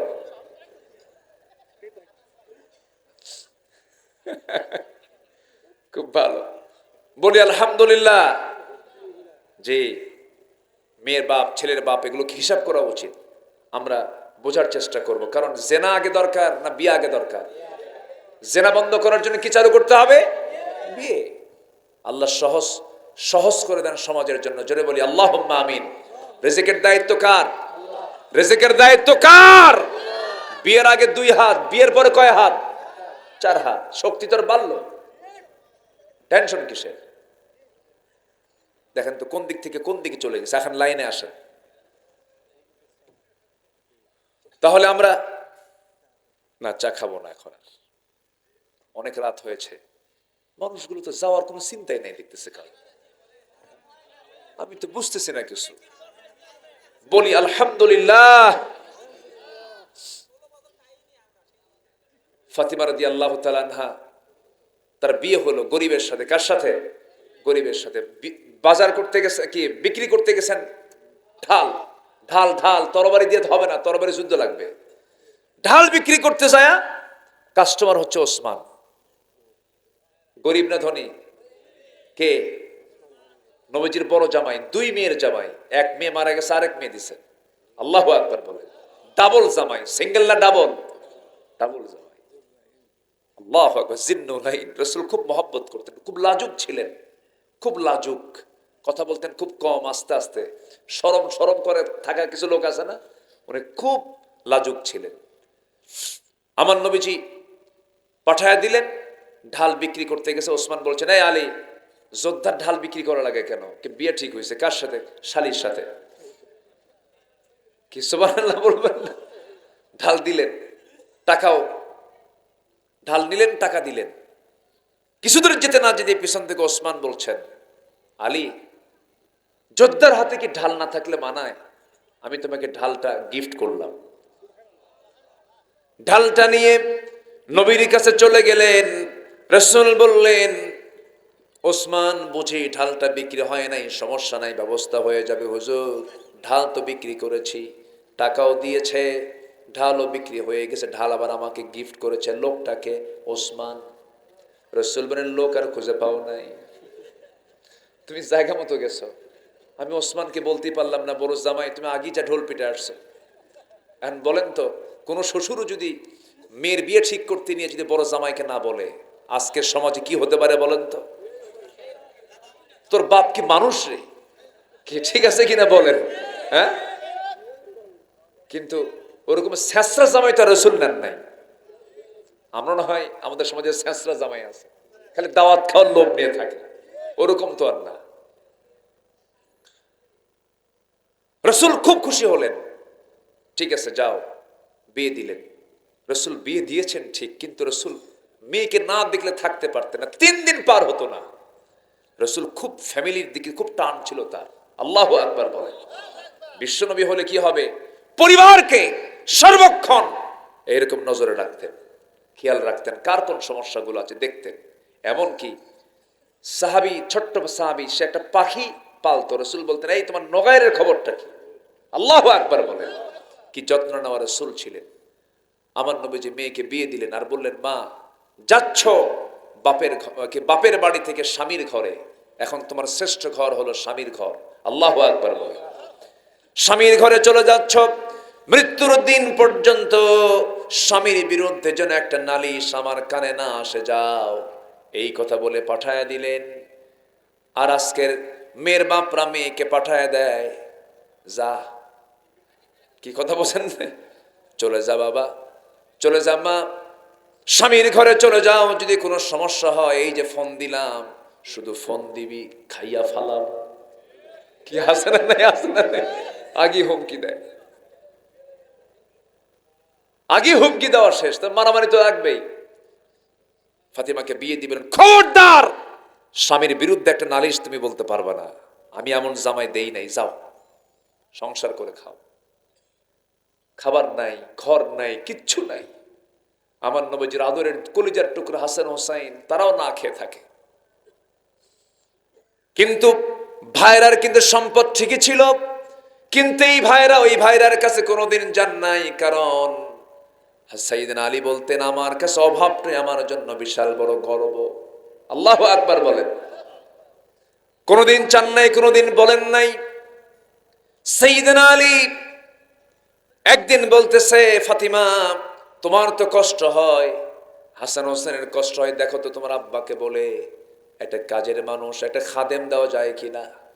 চলে আসছেন রাসূল, তখন রাষ্ট্রপ্রধান ফাতিমা রাদিয়াল্লাহু তাআলা আনহা আসছেন তার বাবার কাছে, এসে বলছে, আব্বা জান আপনার নাতিপুতি কষ্ট হয়, মাটির কাঁচা ঘর, কাপড়গুলো তাড়াতাড়ি নষ্ট হয়ে যায়, আপনি যদি আমাকে একটা খাদেম দিতেন আমার বড় উপকার হতো।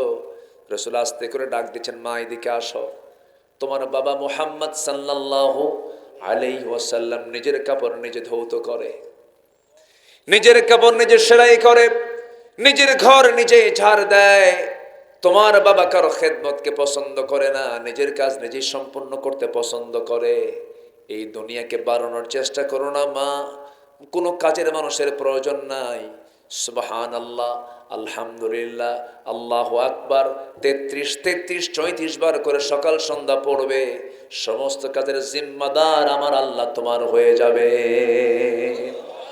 মা দুনিয়া বাড়ানোর দরকার নাই, যাও, চলে যাও, পাঠায় দিলেন।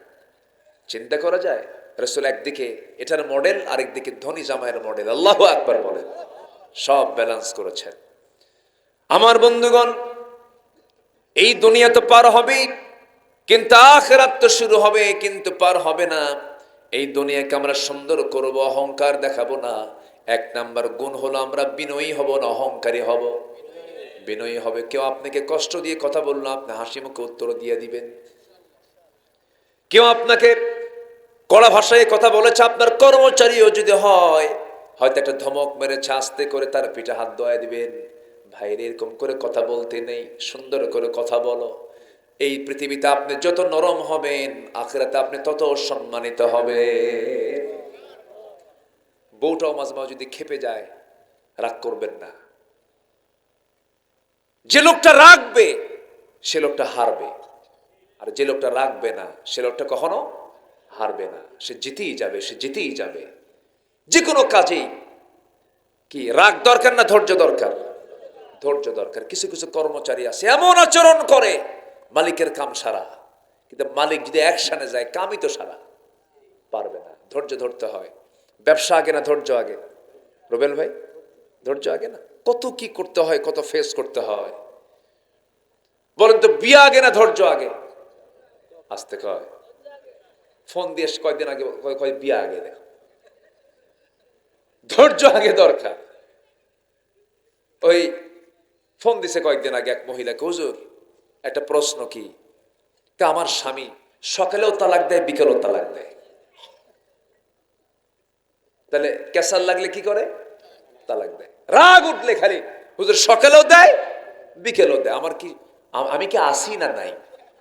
কি কথা কি বুঝতেছে? আমি শুনে বললাম যে সকালে আবার বিকেলে, তো একবার দিলেই তো হয়, হুজুর এটা রেগুলার।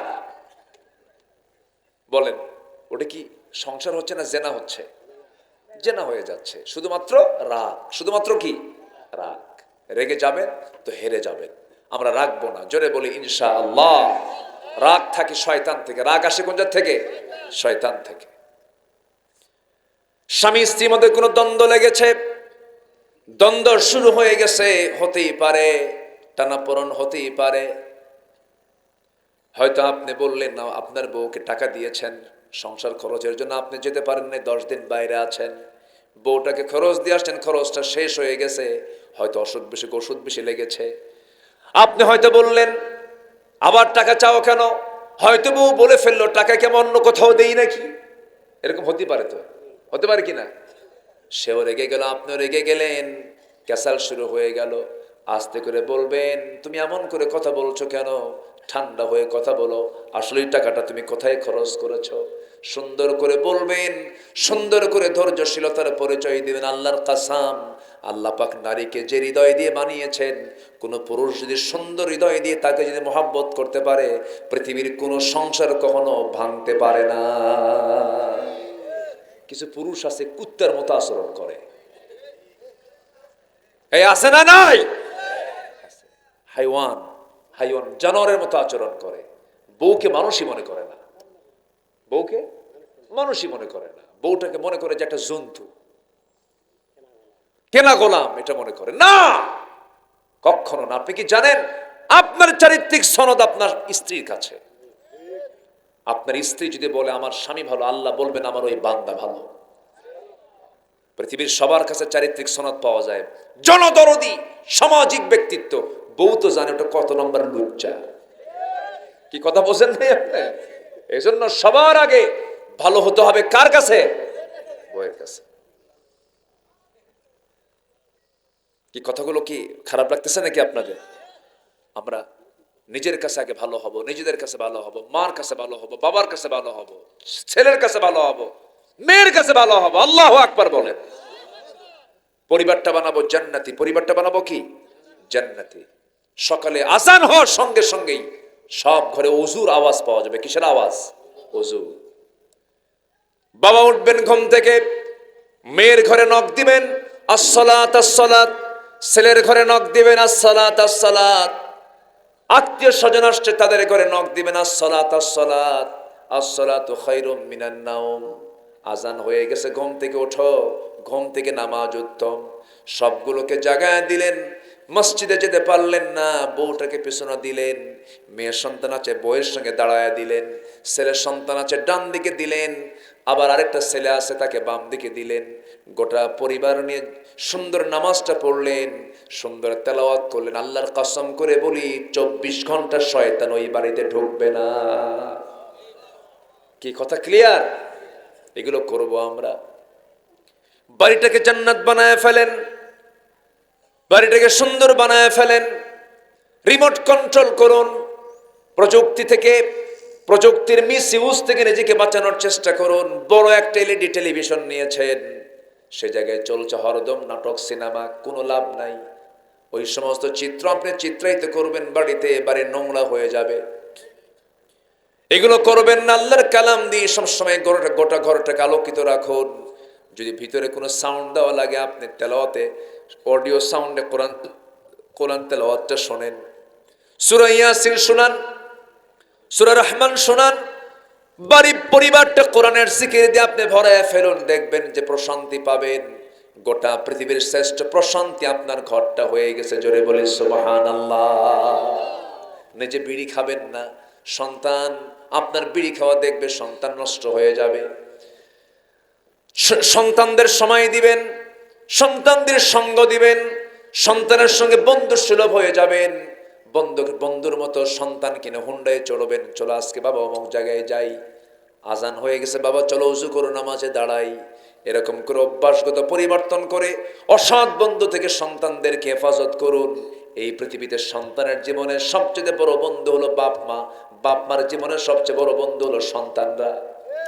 কি ঠিক কিনা? কি সুন্দর করে লোকমান নসিহা করছেন, ইয়া বুনাইয়া লা তুশরিক বিল্লাহ ইন্নাশ শিরকা লাযুলমুন আযীম। জোরে বলুন আল্লাহু আকবার। আমার বন্ধুগণের জন্য ওয়াজ আমরা আগে বাইরে করব না, ভিতরে করব। ভিতরে ঘরে ঘরে ওয়াজ আমরা পৌঁছায় দেব। এক নম্বর হলো আমরা বিনয়ী হব, বিনম্র আচরণ করব। নবীজি বিনম্রতার মূর্ত প্রতীক ছিলেন, খুব বিনয়ী মানুষ ছিলেন। যে কোনো লোক নবীর সামনে এসে বসতো, গল্প করত, খোলা মনে কথা বলতো। রাসূলের চেহারার মধ্যে কোনো ভাব গাম্ভীর্য, কোনো ভাব অহংকারের মতো কোনো ভাব তার মধ্যে চেহারার মধ্যে ছিল না, অহংকারের কোনো চিত্র ছিল না। একজন সাহাবী নবীর সামনে বসে বলতেছে, হুজুর ওয়াজ তো আপনার শুনি প্রায়, কিন্তু আজকে আমার ওয়াজ আপনার শুনতে হবে। সুবহানাল্লাহ বলবেন। আমি আপনাকে ওয়াজ শোনাবো। রাসূল বলেন, কি ওয়াজ শোনাবা বলো। হুজুর আমার ওয়াজ কি সেই ওয়াজ নাকি? আমার ওয়াজ হলো জাহিলি যুগের ওয়াজ। কি ওয়াজ বলো। রাসূলকে মজা দেওয়ার জন্য সাহাবীও কম না। সাহাবী বলছেন, হুজুর ইসলাম গ্রহণ যখন করি নাই তখন আমার হাতে সবসময় একটা মূর্তি থাকতো। সেই মূর্তি হাতে নিয়ে চলতাম, বুকে নিতাম, মাথায় নিতাম, ভাগ্যের প্রতীক মনে করতাম। চলতে চলতে চলতে চলতে একদিন আমার একটা লম্বা সফর বের হলো, মূর্তিটাকে অত্যন্ত সম্মান করে চলি। হঠাৎ করে পেশাবের চাপ চাপলো, প্রকৃতির চাপ আমার ভিতরে জাগলো। কি করব আমি? সঙ্গে সঙ্গে এই মূর্তিটাকে কোথায় নেব? ওই জায়গায় তো নেওয়া যায় না, পেশাব করার সময় তো সাথে নেওয়া যায় না। কি করব আমি? এই চিন্তায় আমি ভাবলাম, এই আমার দেবতা কোথায় রাখবো আমি? সামনে একটা উঁচু জায়গা পেলাম, উঁচু টিলার উপরে আমি মূর্তিটাকে রেখে আড়ালে চলে গেলাম, শৌচকার্য কমপ্লিট করলাম। এসে দেখি হুজুর মূর্তির মাথা থেকে পা পর্যন্ত পানি দিয়া ভেজা। কি কথা কি বুঝতেছেন? আমার নবীজি একদম অপলক নেত্রে তাকিয়ে আছেন। এরপর কি হলো বলো তো সাহাবী? হুজুর কি করব আমি? ভাবলাম হঠাৎ করে এত পানি মনে হয় রহমতের পানি, বরকতের পানি মনে করে জিহ্বা লাগায় দিলাম, লেহন করলাম। এক চাটন দিয়ে দেখি আমতা আমতা গন্ধ। সামনের দিকে তাকায় দেখি কুকুর লেজ গুটায় গুটায়া যায়। আমার নবীজি মুস্কি মুস্কি হাসেন। সুবহানাল্লাহ বলবেন না? সাহাবীরা আওয়াজ দিয়ে দিয়ে হাসে, রাসূল মুস্কি মুস্কি হাসে। এরপরে তুমি কি করলা বলো। রাসূল আবার ওয়াজ শুনতেছে, আবার এরপরে কি করলা বলো। হুজুর যখন দেখলাম এমন অবস্থা, আমার প্রচন্ড রাগ হলো। এক রাগের ঠেলায় নিয়ন্ত্রণ করতে না পেরে ওই দেবতাটাকে হাতের মধ্যে নিয়ে এত জোরে একটা আছাড় মারলাম। এক আছাড়ে হাত পা ভেঙ্গে চুরমার করে এমন রবের সন্ধান পেয়েছে যে রব আসমানের রব, জমিনের রব। জোরে বলেন সুবহানাল্লাহ। এরকম করে রাসূল মাঝে মাঝে সাহাবীদেরকে সময় দিয়ে তাদেরও অনেকগুলো কথা তিনি শুনতেন। সম্মানিত ভাইয়েরা, ওয়াইদা খাতাবাহুমুল জাহিলুনা ক্বালু সালামা। আবার নাম্বার 2 হচ্ছে, মূর্খদের সামনে যখন কথা বলতে যাবে তখন সে কোনো কথা বলবে না, শুধু সালাম দেবে। কি দেবে? মূর্খদের সঙ্গে কথা কয়ে লাভ আছে কোন? তো মূর্খ তো মূর্খ, ওর সামনে কথা বললে আপনি আরো বিপদে পড়বেন। মূর্খের সঙ্গে কথা বললে কি নিরাপদ না বিপদ? বিপদ। শুধু সালাম একখানা, আসসালামু আলাইকুম, ভাই থাকো, ভাই থাকো। ওয়াইদা খাতাবাহুমুল জাহিলুনা ক্বালু সালামা। জাহেল তো জাহেলি, জাহেলের সঙ্গে সময় দেওয়াটা খুব রিস্ক। এই জন্য তাদের সঙ্গে তর্ক বিতর্ক করা যাবে না। এমনি কথা বলা যাবে, কিন্তু কোনো তর্ক বিতর্ক করা যাবে না। এটা কার কথা? কার কথা বলেন? আল্লাহর কথা। নাম্বার 3 হলো, ওয়াল্লাযীনা ইয়াবিতুনা লিরাব্বিহিম সুজদান ওয়া কিয়ামা ওয়াল্লাযীনা ইয়াকুলুনা রাব্বানা ইসরিফ আন্না আযাবা জাহান্নাম ইন্না আযাবাহা কানা গরামান ইন্নাহা সাআত মুস্তাকাররান ওয়া মুকামা। আল্লাহু আকবার। নাম্বার 3, আল্লাহর পছন্দের বান্দা যারা, তাদের বৈশিষ্ট্য হলো রাত হলে পরে সবাই ঘুমাবে, কিন্তু আল্লাহর বান্দারা আর গভীর রাত হলে জেগে জেগে থাকবে। কারণ আল্লাহর কাছে এই জন্য জেগে জেগে থাকবে, কারণ আল্লাহ নিজে বলেন, বান্দা তুমি কি জানো 24 ঘন্টার মধ্যে একটা সময় আমি তোমার সামনে হাজির হয়ে যাই, তোমার কাছাকাছি চলে আসি। ফিস সামাঈদ দুনিয়া, দুনিয়ার আকাশে চলে আসি। এই দুনিয়ার আকাশে এসে আল্লাহ আমাকে বলেন, লা আমি মুস্তাগফিরিন ফাগফির আলা, কোন ক্ষমা প্রার্থী আছে আমার কাছে ক্ষমা চাবে। আল্লাহ বলছেন, ওই শেষ রাতে তুমি যদি আমার কাছে চাইতে পারো, আমার সঙ্গে চাওয়া তোমার সঙ্গে বলা যদি মিল থেকে যায়, আমি আল্লাহর সঙ্গে সঙ্গে তোমার তামাম জিন্দেগীর গুনাহ মাফ করে দেব। জোরে বলি সুবহানাল্লাহ। তাহলে ক্ষমা করার জন্য, আমাকে মাফ করার জন্য প্রথম আকাশে যিনি এসে শেষ রাত্রে থাকেন, তিনি আমার কে? আরশ আজিম থেকে প্রথম আকাশে চলে আসে। আমার বন্ধুগণ, আল্লাহর কাছে চোখের পানি ফেলে কাঁদতে হবে।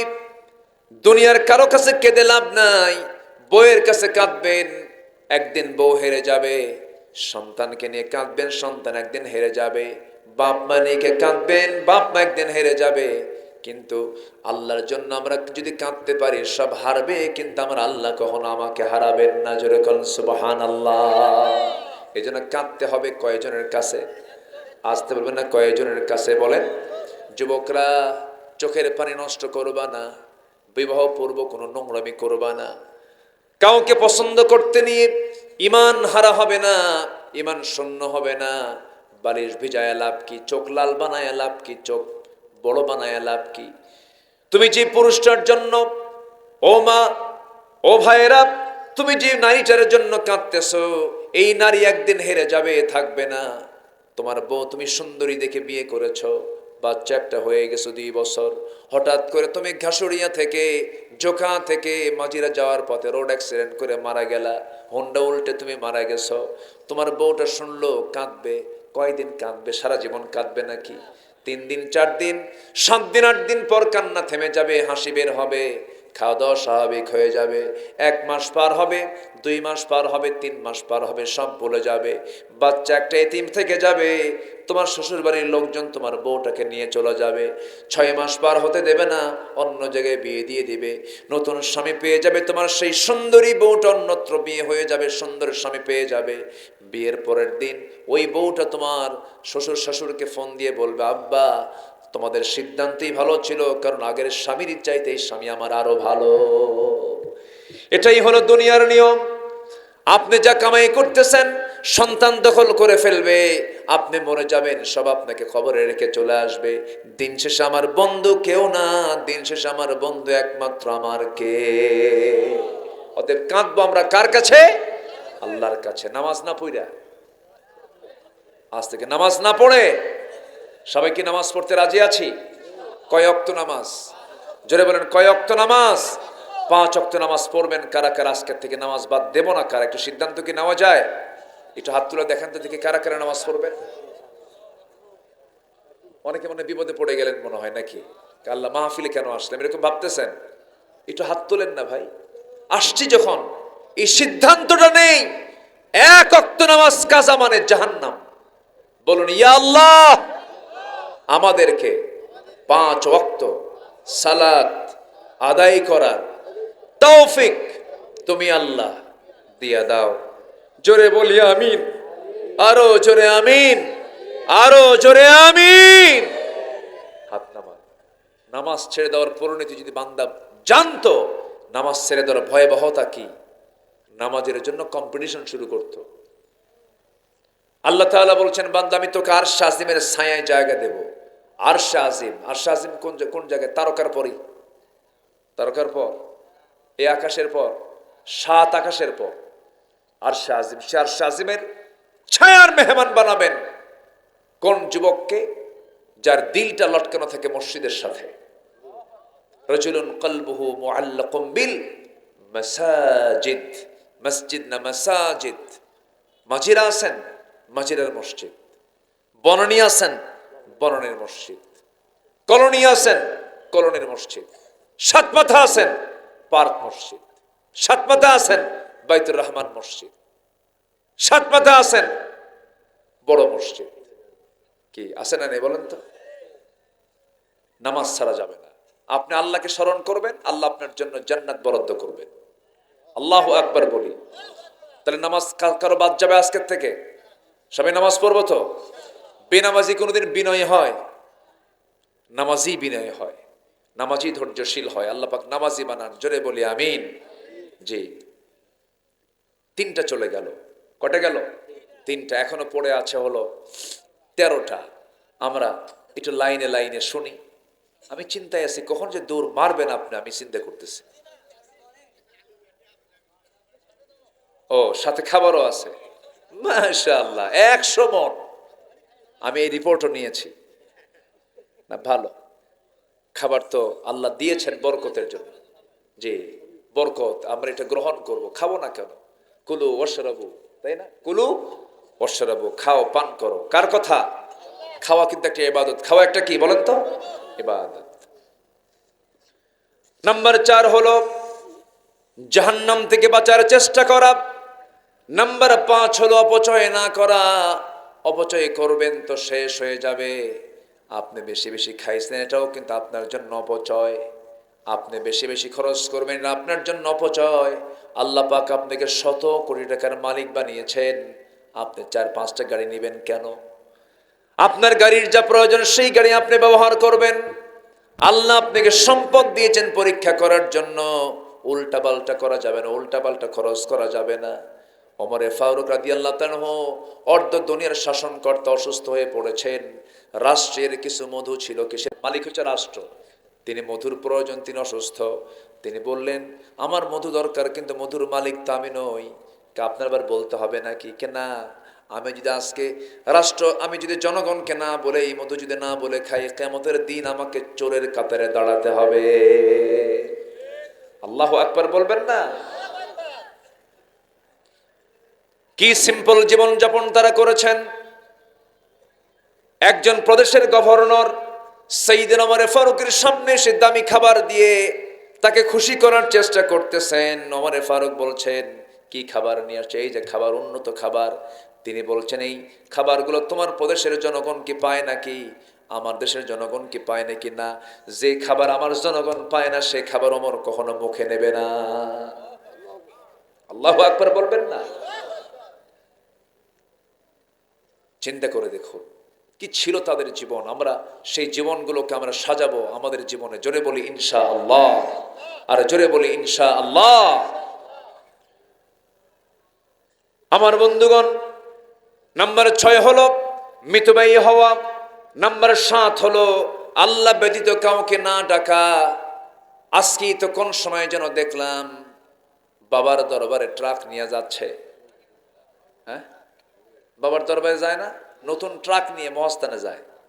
আছে কিনা এলাকায়? আছে কিনা বলেন? একটা গরু মারে, কি মারে? একটা গরুও মারে, সাথে একটা গরু মাইরা নিয়ে চলে গেল বাবার দরবারে। ওখানে বাবা কিছু আছে, কিন্তু তাজা কিছু আছে, তাজা কিছু বাবা আছে না, কবরের চতুর্পার্শ্ব দিয়ে গাঁজা খায়, 2.5 ইঞ্চি হাইব্রিড জাতের মোষ আছে কিনা বলেন? হ্যাঁ, একদম দেখতে মনে হয় যে এটাই শয়তান। শয়তান দেখতে এইরকমই, ঠিক কিনা? হ্যাঁ, সন্ত্রাস কিন্তু এগুলো, খুব বদমাইশ এগুলো। গাঁজা খায়, নামাজ নাই, চরিত্র নাই, লম্পট টাইপের। শুধু সুযোগ এখন যেহেতু এসেছে এগুলোকে কাজে লাগান দরকার। এদেরকে আম গাছের সঙ্গে বাইন্দা 1.5 হাত লাঠ দিয়ে পিটালেই সব ভণ্ডামে ছুটে যাবে। আপনি যে কবরে মাজারে যাচ্ছেন বরকতের উদ্দেশ্যে, যে বাবা আমাকে বাঁচাবে, বাবা কবরে শুয়ে আছে, উনি তো কবরে, উনি তো বিপদে আছে আরো, ঠিক কিনা বলেন? কবরবাসী কি বিপদে না? বিপদে। উনি এক বিপদে আছে, আপনাকে কি বিপদে উদ্ধার করবে বলেন? প্রায় নয় এই ঠনঠনিয়া দিয়ে যাওয়ার পথে দেখবেন ওই যে ভাই পাগলার সামনে ব্রেক মারে একটা, হ্যাঁ, ব্রেক মারে।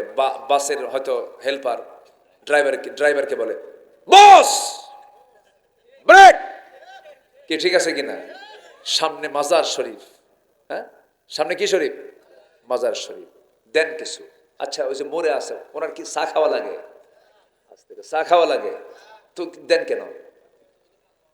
আচ্ছা, মরা লোকের কি টাকা দরকার? বলেন, মরা লোকের টাকা দরকার না তাজা লোকের টাকা দরকার? তো মরা লোককে দিবেন কেন? আপনি কেন দিবেন সেই জায়গায়? আপনি এতিমকে দেন। রাসূলের হাদিস, রাসূল বলেছেন আমি এবং এতিমের যে তত্ত্বাবধায়ক হবে, এতিমকে যে পালবে, আমি এবং সেই জান্নাতে 2 নখের দূরত্ব অবস্থান করব। কত কাজ আছে। বিধবার পাশে দাঁড়ান, আপনি বিধবাকে দেখেন, এতিমের পাশে দাঁড়ান, অসহায়ের পাশে দাঁড়ান, প্রতিবেশীর পাশে দাঁড়ান। প্রতিবেশীর সঙ্গে খবর নাই, প্রতিবেশী রাস্তায় হাঁটতে দেন, খোঁটা মারে। এই খোঁটা মারা মুরব্বী আছে না নেই বলেন তো? খালি খোঁটা মারে, আছে না? আছে। 1000 টাকা দান করার চাইতে আপনি খোঁটা না মেরে মানুষকে হাঁটতে দেন, এটার সবই বেশি।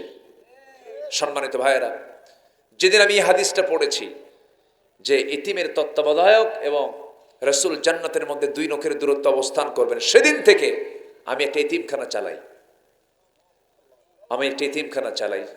এতিমদের মাথায়, এতিমদের দিকে তাকালে এতটা আনন্দ লাগে, বাপটা নাই। যখন আমার দিকে, আমি যখন যাই এতিমখানায়, আমার দিকে তাকায়, মনে হয় আমি যেন এদের সবার আব্বা, আমি যেন এদের বাপ হয়ে গেছি। রসুলের সামনে এক শিশু হেঁটে যাচ্ছে, কাঁদতেছে। রসুল বলে, এই কান্দো কেন? তোমার আব্বু কোথায়? আব্বু তো নাই। চট করে কোলের মধ্যে উঠায় নিলেন। উঠায় নিয়ে আম্মা জান আয়েশার সামনে গিয়ে বলছেন, আয়েশা জানো আজকে একটা সন্তান নিয়ে আসছি, এই ছেলে শোনো, এটা তোমার মা, আজকের থেকে আমি তোমার আব্বা। জোরে বলে সুবহানাল্লাহ। আলাম ইয়াজিদকা ইয়াতীমান ফাআওয়া। হে রাসূল, আমি কি আপনাকে এতিম পাই নাই? এই জন্য খরচ করবো আমরা জায়গা মতো। অপাত্রে দান করলেও জবাব দিতে হবে কার আদালতে? আল্লাহর আদালতে। এমনি একটা জায়গায় দান করা যাবে না।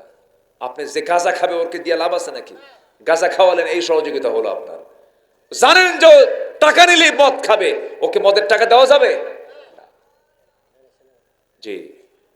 মিতবাই হয় 6। নাম্বার 7 হচ্ছে আল্লাহ ব্যতীত কাউকে না ডাকা।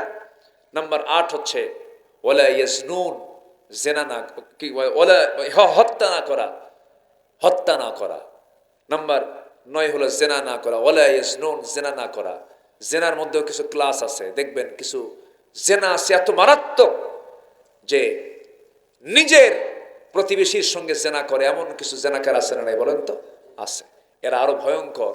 আল্লাহ তুমি জেনা থেকে সমাজকে হেফাজত করো, জোরে বলি আল্লাহুম্মা আমিন। আচ্ছা, 9টা চলে যাওয়ার পর আল্লাহ পাক 10 নম্বরে বলছেন ইল্লা মান তাবা, যারা তওবা করবে। যারা কি করবে? তওবা করবে। আল্লাহ রাব্বুল আলামিন 9টা কাজ করার পরে তওবার কথা বলে নাম্বার 11তে বলছেন ইল্লা মান তাবা ওয়া আমানা ওয়া আমিলা সালিহান ফাউলাইকা ইউবাদদিলুল্লাহু সাইয়্যাতিহিম হাসানাত ওয়া কানাল্লাহু গফুরার রহিমা। আল্লাহু আকবার। কি কথা বলছেন আল্লাহ এই জায়গায়? আল্লাহ বলতেছেন যদি কোনো বান্দা ঈমান আর আমলে সালেহ করে, আমি তার সমস্ত গুনাহগুলোকে সব সওয়াব দিয়ে পাল্টায় দেব। গুনাহ কি হয়ে যাবে? সওয়াব হয়ে যাবে। কে দিবেন? কে দিবেন? আল্লাহ দিবেন। শর্ত হলো তওবা করতে হবে। কি করতে হবে? তওবা করতে হবে। কার কাছে? আল্লাহর কাছে। আল্লাহ ভুল করছে আর জীবনে ভুল করবো না, মাফ করো। আল্লাহ মাফ করে দিবেন। নাম্বার 12 হলো নেক আমল করা। নাম্বার 13 হলো মিথ্যা সাক্ষী না দেওয়া। নাম্বার 14 হলো অনর্থক কথা কর্মকে এড়িয়ে যাওয়া। নাম্বার 15 হলো পরিবার, স্ত্রী, সন্তানের জন্য দোয়া করা। নাম্বার 16 হলো ধৈর্যের পরিচয় দেওয়া। কিসের পরিচয় দেওয়া বলেন? ধৈর্যের পরিচয় দেওয়া। আল্লাহ বলছেন বান্দারে ধৈর্যের পরিচয় দিবি তুই।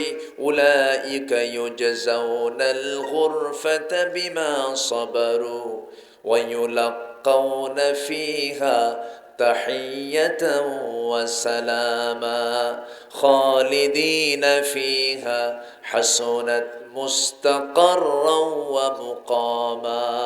জোরে বলুন আল্লাহু আকবার। ধৈর্য ধরবে, আমি তোমাকে জান্নাত দিয়ে দেব। জোরে বলে সুবহানাল্লাহ। আল্লাহ তুমি এই বিষয়গুলোকে আমল করার তৌফিক তুমি আল্লাহ দিয়ে দাও। জোরে বলি আমিন। আরো জোরে বলি আল্লাহুম্মা আমিন। জি, আচ্ছা থাক, আমি কথা আর বাড়াতে পারবো না, কারণ আমাদের তো এক রাত না, সব রাত। আগামীকাল মাহফিল আমার বেশি দূরে না, মাত্র দিনাজপুর। তাও কখন জানেন? দিনের বেলা। তাহলে এখন বলেন কখন ঘুমাবো, কখন যাব, কখন কি করব? আমি সবাইকে অনুরোধ করছি কেউ নড়বেন না। আমরা ধীরে ধীরে দোয়ার দিকে আস্তে আস্তে চলে যাব। তারা দেখে নে কি এগুলো সব প্রশ্ন করছে, কি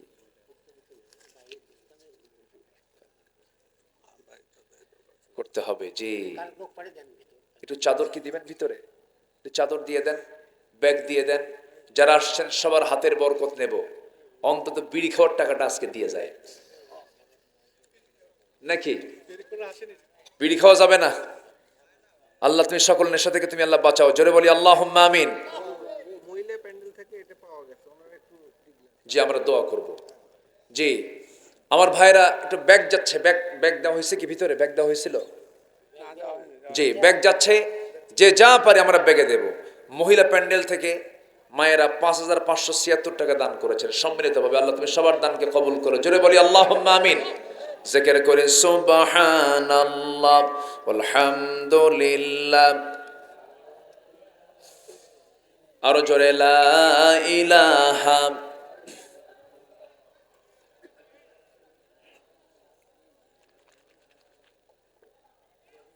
আরো জোরে লা ইলাহা। 1 লাখ না? আজকের প্রোগ্রামের সম্মানিত প্রধান অতিথি রুবেল ভাই, তিনি মাহফিলের জন্য দিয়েছেন 1 লক্ষ টাকা। জোরে বলেন মারহাবা।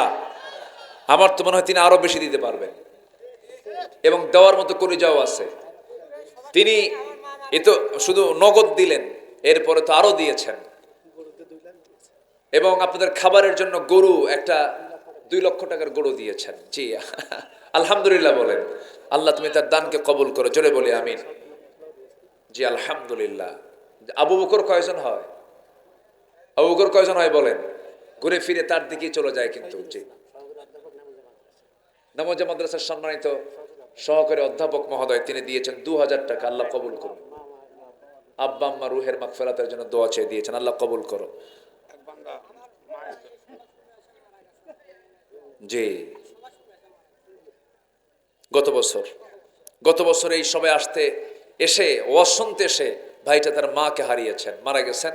এই সবাই এসে মনে হয়েছে মার কথা, একদম সিম্পল মানুষ, মার জন্য দোয়া চেয়ে 500 টাকা দিয়েছেন, আল্লাহ কবুল করো, নেক নিয়ত মঞ্জুর করো। সহসভাপতি মহোদয় আব্দুল হাই সাহেব, তিনি দিয়েছেন, যে শাহিনুল ইসলাম, তিনি দিয়েছেন 1000 টাকা, আল্লাহ কবুল করো, নেক নিয়ত মঞ্জুর করো, আব্বা আম্মাকে মাফ করো, জোরে বলি আল্লাহুম্মা আমিন। আর কে আছেন সবাই দেব, জিকির করি লা ইলাহা। আফতাবউদ্দিন জালসুকা দিয়েছেন 500 টাকা, আল্লাহ কবুল করো, নেক নিয়ত মঞ্জুর করো, আব্বা আম্মাকে মাফ করো, জোরে বলি আল্লাহুম্মা আমিন। জিকির করে সুবহানাল্লাহ আলহামদুলিল্লাহ।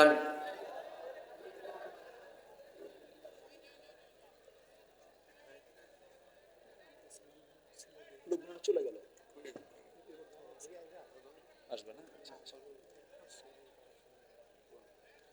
এই মাদ্রাসার শিক্ষক মারা গেছেন, ওনার ছেলে এই 3 মানুষ 500 টাকা দিয়েছে।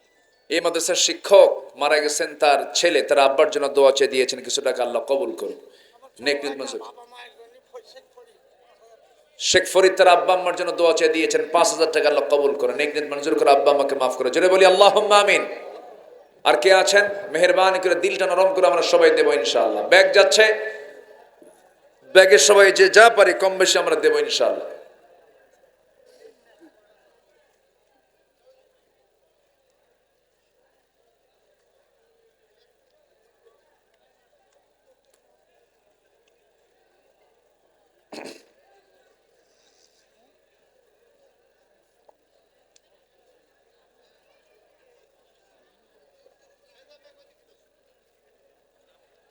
তারপর কখন জানা আপনারা এই আরেকটা বক্তা কিছু কথা বলতে গোলগাছ করে রাতে দিবি যাব ওরে এখন দিনে বাজে কাজ করে।